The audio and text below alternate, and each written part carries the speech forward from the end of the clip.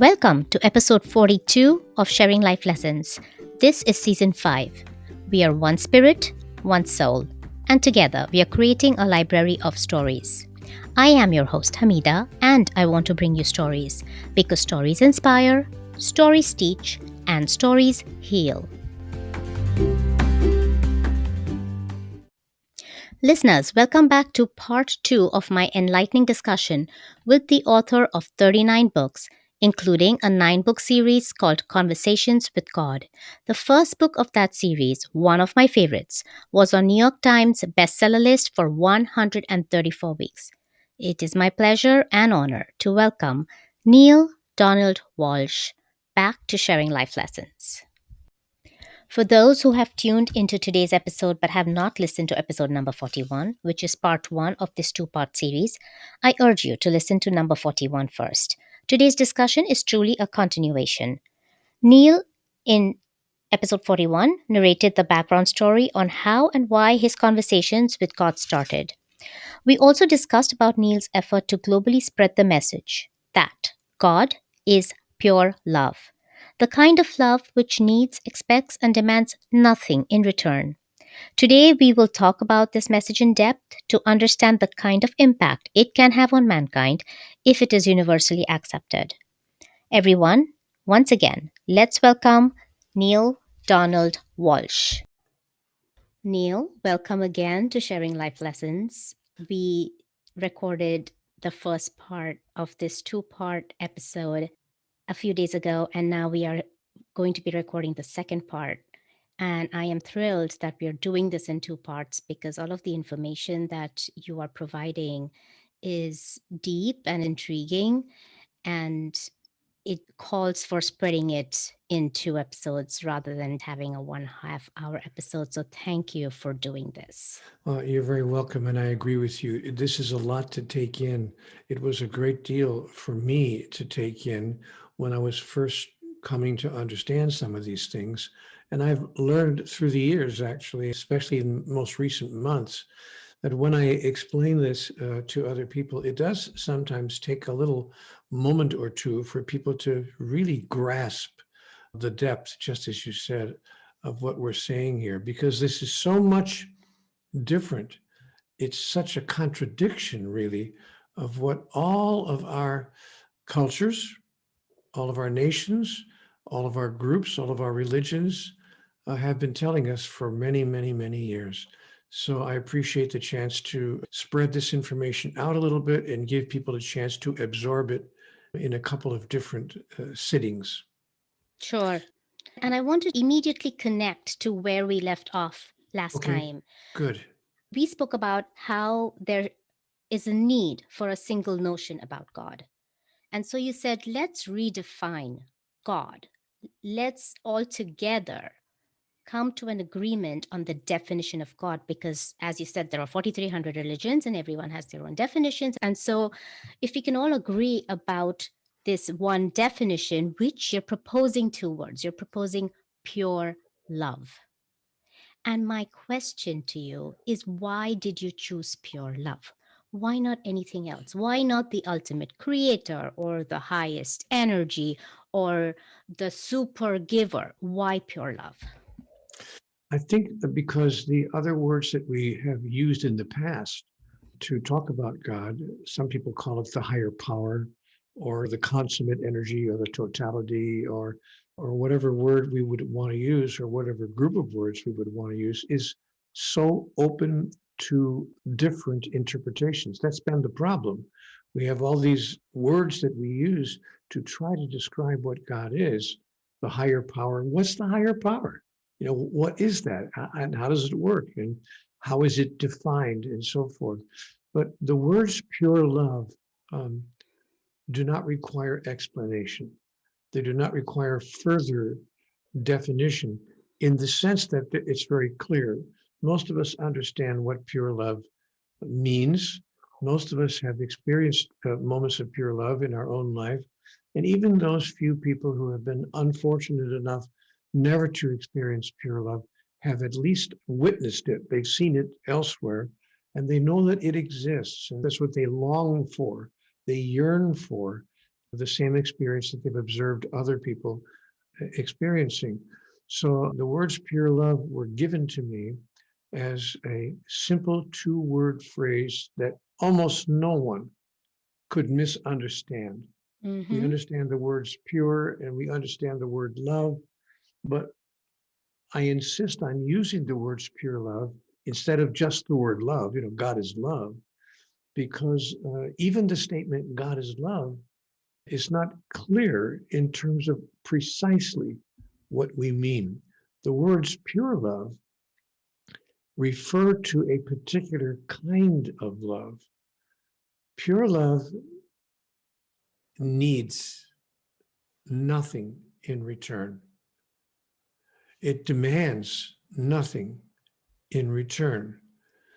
When I express love in my life, as I have since I was a young man, to many things, not just to other people, but I love my pets.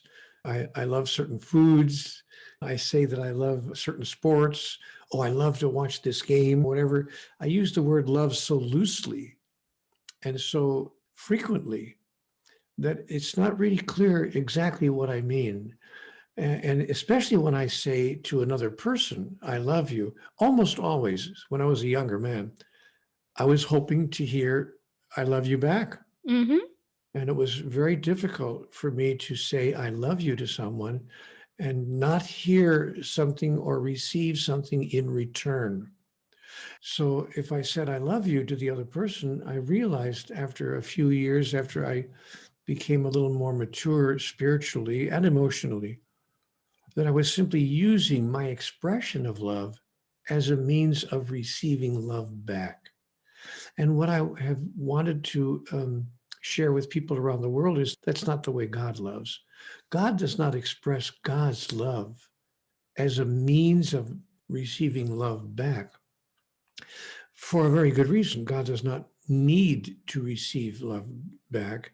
God is the source of the only energy in the universe, which is pure love, a Mm-hmm. love which needs nothing back and certainly demands nothing in return.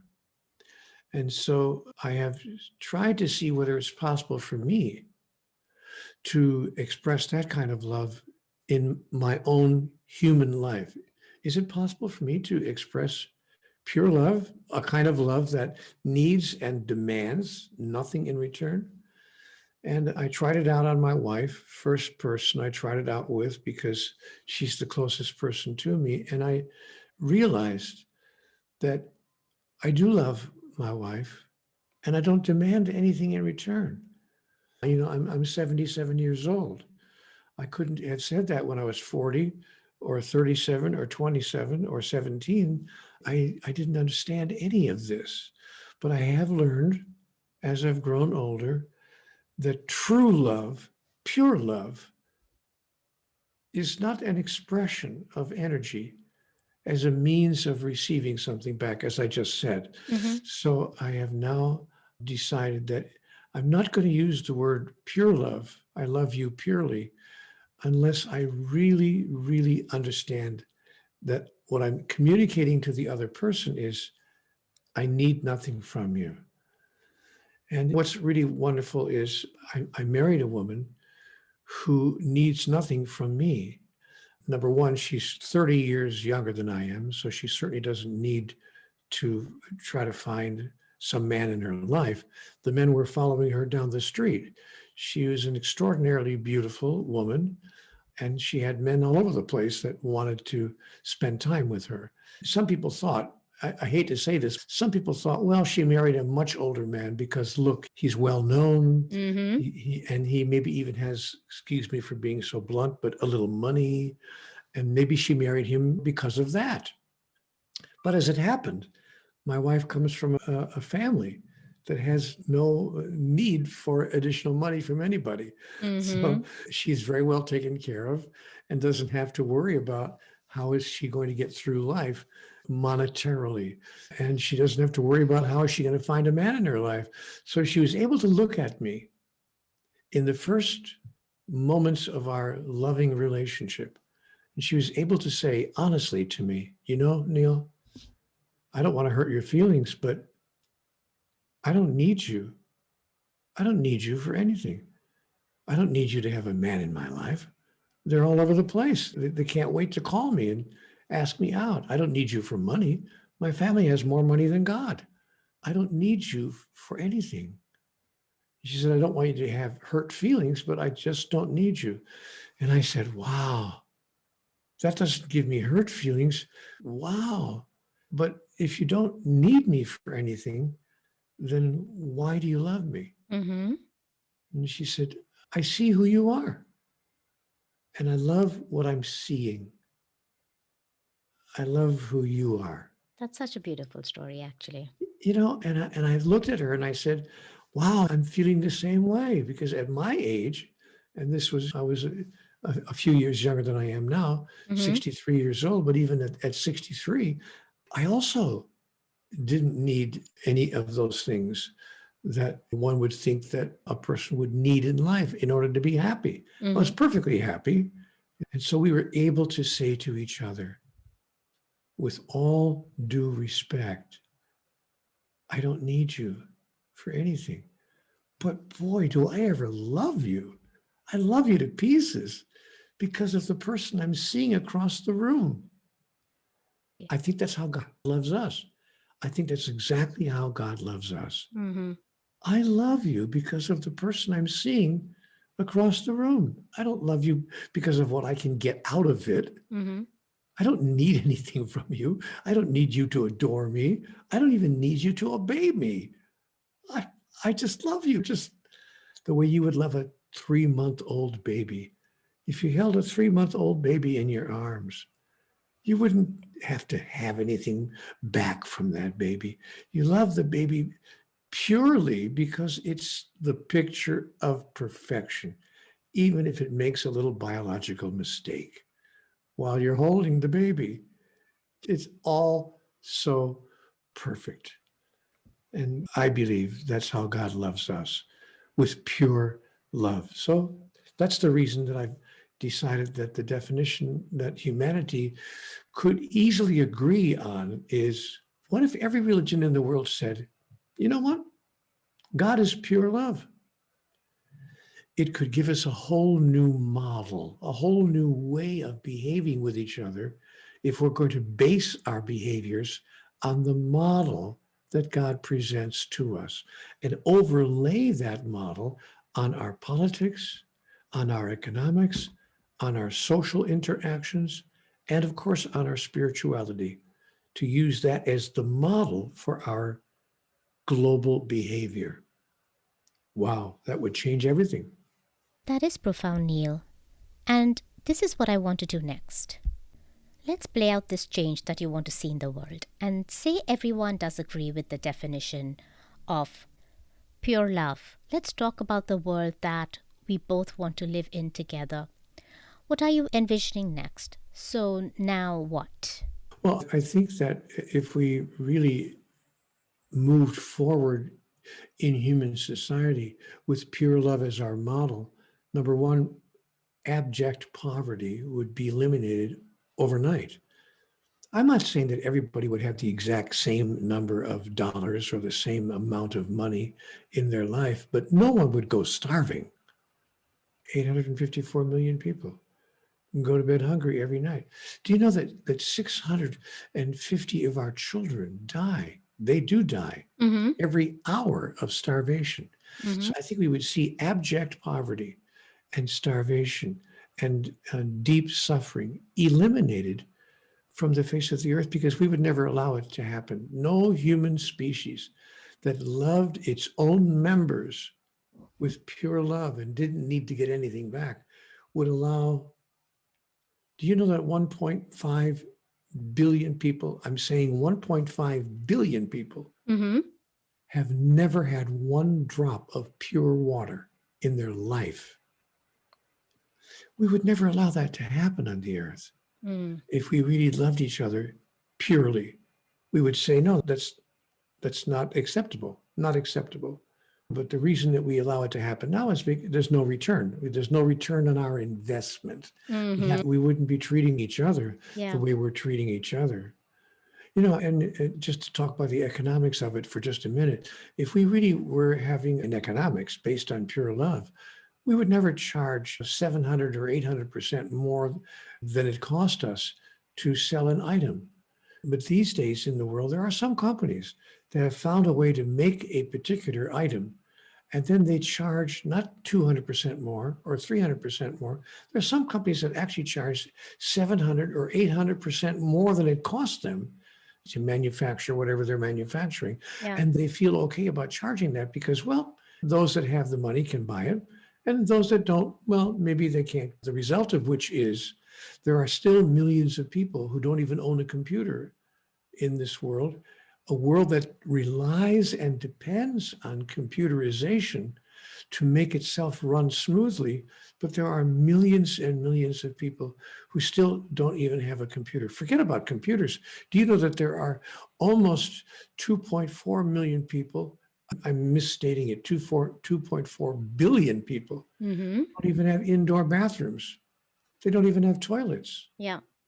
And that's incomprehensible in a society or a culture that claims to be highly civilized. I just want to say that there are people who live in the US who can't even fathom that people don't have toilets in their house. But I have migrated from India and I have seen it firsthand where people don't have it. They're living in small huts in slum areas. And it's exactly what you say. It's sad. That shouldn't be so hard. If we can put a man on the moon, we can find a way to not have to have people living in mud huts and have to relieve themselves outside over in the bushes. I mean, really. So, we have an opportunity here to make it a better world. And what would make it a better world is if we decided that we loved each other the way God loves us, with pure love. We don't need to get something back for our investment.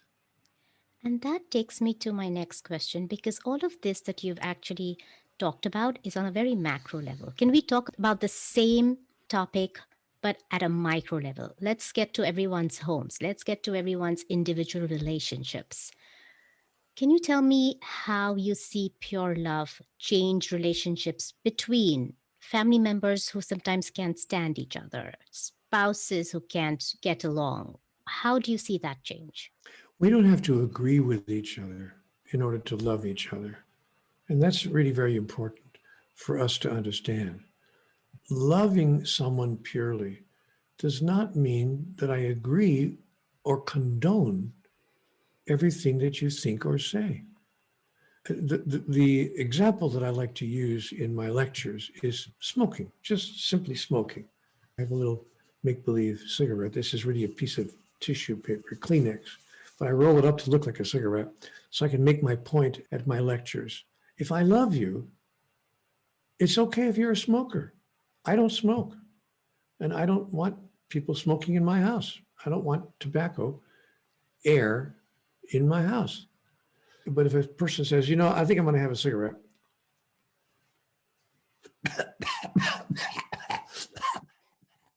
oh, these are so good.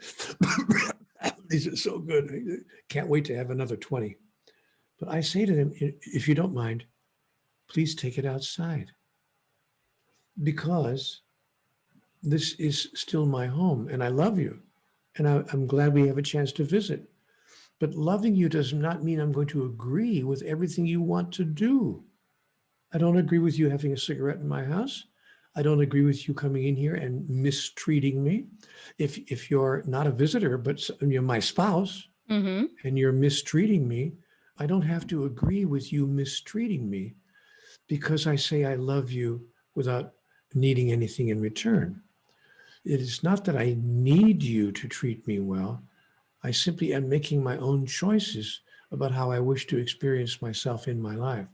Because a lot of people say, if I love somebody purely, does that mean that I have to put up with being mistreated? Mm-hmm.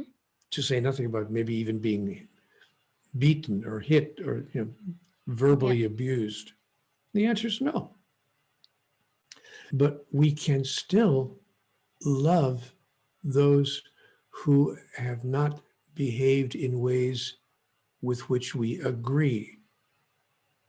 We don't have to agree with someone in order to love them, any more than we agree with some of the things that children say or do, even though we love them. So God loves us as if we were little children, because we are acting like children, of course. The person who is expressing pure love says, I'm not going to stop loving you because you're doing things I disagree with. In fact, I'm going to love you more. I'm actually going to love you. As somebody in my lecture said a few weeks ago, love them more? Even when you disagree with what they're doing and the way they're behaving, you love them more? How? That doesn't make sense, Neale. That doesn't make sense. And I say, really? It doesn't make sense? Buddha taught, love your enemies and bless those who would oppress you. Because your expression of love is not an announcement of who they are. It's an announcement of who you are. I feel like pushing back on that a bit. You told us a story about you and your wife, and there was mutual selfless love there, mutual pure love there. But say it wasn't, and you are living with a person who's not returning the favor and is not purely loving you. Would you not think that then it's not possible to continue purely loving? No, I would purely love them at this point in my life. When I was 25 Mm-hmm. or 35 or 45, I probably would have acted the way you're describing now. But no, not now. I I see. would continue to purely love them. Now, don't misunderstand me. I didn't say I would continue to stay living with them. Mm-hmm. I would continue to purely love them. But I might say, like I would say to the person with one of these in their hand, if you're going to insist, if you're absolutely going to insist on lighting this up, I'm going to leave the room. I'm not leaving the room because I don't love you. I'm leaving because I love you enough to be who you are. If that's the way you want to act, I'm not going to be here. I'm going to be outside. And I probably won't invite you into my house anymore if you're going to continue doing that. So let's not confuse pure love with not making any changes. Mm-hmm. If I was in a long-term relationship with someone who is not returning any love to me at all, I would decide I'm not going to stay here, but for a good reason, not because I need something from them. Mm. I wouldn't leave because I need something from them that I'm not getting. I would leave because I'm realizing that I would be damaging them and hurting them by allowing them to think that this is the way they can best behave in order to be loved. It would be a disservice to them for me to continue staying in the situation with them and teaching them totally the wrong thing. So I have learned in my life, I don't want to teach people how to mistreat me by staying in the room. I'm not going to stay in the room. I'm not going to teach you how to mistreat me.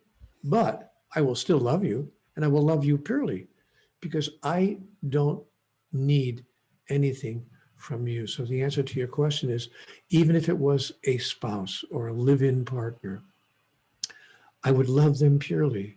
Mm-hmm. But that doesn't mean that I would stay in the same house. I may say, you know what? You live here and I'll go live over there. And because I don't choose to teach you that your behavior is okay. But I won't stop loving you. Never stop loving you because Mm-hmm. I'm not loving you to get something in return. Yeah, I'm loving you as a demonstration of who I am. I like that. Definitely like that. Neale, here's my final question. In your Okay, so book, make it snappy because I have to have a cigarette. okay. And if you continue doing that, Neale, I will choose to leave the room. But here's the question. You said in your book, beliefs create behaviors, behaviors create experience, and experience creates reality. Can you tell us a bit more about that? Yes. I can tell you more about that. Beliefs create behavior, behavior creates experience, and experience creates reality. If I do this behavior, it's because I have a belief that by scratching my face with my fingernails, I will relieve the itch that I felt there a moment ago. So I have a belief about that. A belief creates a behavior. This is the behavior. The Mm-hmm. behavior creates an experience. I no longer feel that itch. And the experience creates a reality. So it's really very simple. Consciousness creates awareness. Awareness creates perspective. Perspective creates perception. Perception creates beliefs because seeing is believing. Beliefs create behaviors. Behaviors create experience, and experience creates your reality. So if you want your reality to change, Mm-hmm. the place to start is to elevate your consciousness. That's the whole point of the God solution, that a new belief about who and what God is will Mm. create a new understanding of who you are and who you're modeling your behavior on. And that will produce a new behavior, which will generate a new experience for you and everyone whose life you touch. And that new experience will create a new reality. It's really quite simple. See, this is what people don't necessarily make the connection until they finally do. The reason I keep talking about it all over the world is human beings model their behavior on what they understand God's behavior to be. Mm-hmm. Do you know that over 80% of human laws, the laws of most countries, are based on some form of spiritual or religious belief? Yeah. Neil, you have given us so much food for thought. But can you please give the listeners one final message? Sure. Have as many of these every day as you as you possibly can, because these are really good for your health. And for the listeners, Neil has this very creative cigarette made out of Kleenex paper, which he is still smoking. The message that I would leave for people, I only do that because I'm hoping that people will really understand that there are certain behaviors that are not even good to yourself. Mm-hmm. So take care of yourself and be good to yourself and allow yourself to receive your own love. And then see that we are all one and that what you do for others, you do for you because there really is only one of us. Therefore, in the largest sense, your life really has nothing to do with you. And this is really the final message that I bring people around the world. And I this, asked God, why does my life work? What does it take to make life work? And God said, Neale, it's really very simple. You think your life is about you, and your life is not about you in the largest sense. It's not about little you, small you. It's not about local you. It's about universal you. And so, in the largest sense, your life is about everyone else whose life you touch and the way in which you touch it. And when you understand that, your whole life will change. And I took that advice from conversations with God, and my whole life did change as a result. you actually hit the tagline for this podcast. The tagline is "We are one spirit, one soul." And you just said that as your final message. So thank you. But also, I have one curious question. Do you still talk to God at 4:23 a.m. every morning? All of us are talking to God all the time. The main message of Conversations with God is that it isn't Neale Donald Walsch who talks to God. It's all of us. God said very specifically, I talk to everyone all the time. The question is not to whom am I talking? The question is who's listening? So God is speaking to everybody all the time. God in us, the essence of love, which lives and resides within each of us, is constantly bringing to us an awareness of who we really are, a remembrance of our true nature. And so when you ask me, do I still talk to God at 4:23 in the morning? I talk to God all day long. And God talks to me all day long. And God talks to everybody all day long. And the communications we're receiving from God are received in many different forms of feeling, Mm-hmm. of vision, something that we are expressing, something that we are hearing, a sense of awareness, a deep knowing that exists within us. So all we need to do is pay attention to what life itself is bringing to us and inviting us to bring through us to others. When we pay attention to that, and we all experience that, not just Neale, but every one of us is having an ongoing conversation with God. Beautiful ending. Neil, thank you so much for this amazing two-part dialogue. I hope your words come true, and I hope we do all come to agreement I with. should say that I could be wrong about all of this. Everything I've told you could be wrong. I have no need to be right, nor do I claim to be right. Mhm. I could be wrong about all of this. Well, it seems right to me. That's all I can say. And that's all I ask people is to try it out. And Yeah. if it feels good to you, Yeah. keep moving forward with those understandings. Yeah.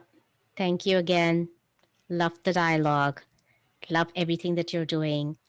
And remember, listeners, the new book has just been released and it is called The God Solution. And all of the links to how you can get that and to how you can reach Neil's website is going to be in my show notes. Thank you very much, Neil. You're welcome. Thank you for the invitation. Bye for now. Listeners, before I list my key takeaways, I want to express that the two interviews with Neil were truly magical for me. I will remember them for a really long time. Not only did his message leave me thinking, how can I serve this cause?